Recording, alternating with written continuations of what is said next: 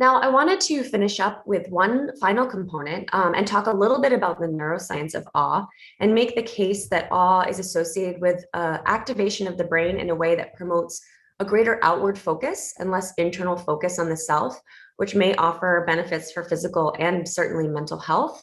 I do want to state up front that I'm not a neuroscientist, so I will be highlighting a study from another laboratory that's demonstrated the effects of awe on the brain, but I think this work is really important for us to think about when we're considering the biological implications of feeling awe.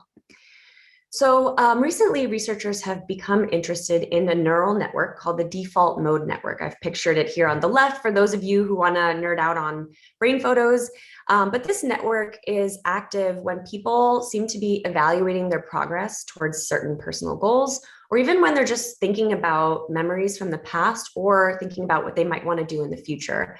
So you can think about this network as active when we're just sitting around and letting our minds wander. Many of us end up considering past and future events.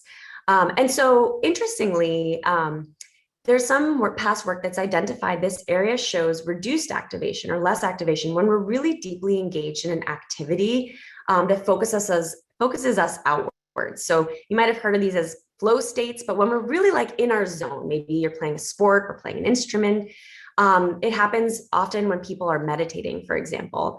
And the idea is that when we're absorbed in something else besides the ego or the self, we become obviously less involved in our internal world, and it shifts our attention outwards. And so, critically, it's thought to be less active when we're focused outward. So the default mode network processes information from this sort of more egocentric point of view. And the researchers' question was whether awe might reduce this egocentric point of view and reduce activation in the default mode network. So in a study my colleagues ran, participants watched videos of nature scenes, especially beautiful nature scenes. And this was done while they were in the fMRI and their brain activity was being recorded.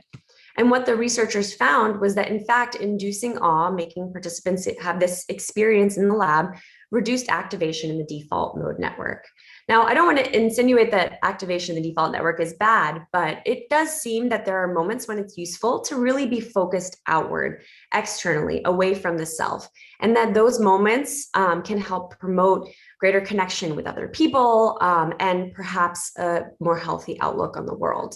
So this work shows that feeling awe does seem to change neural patterns, focusing the mind outward.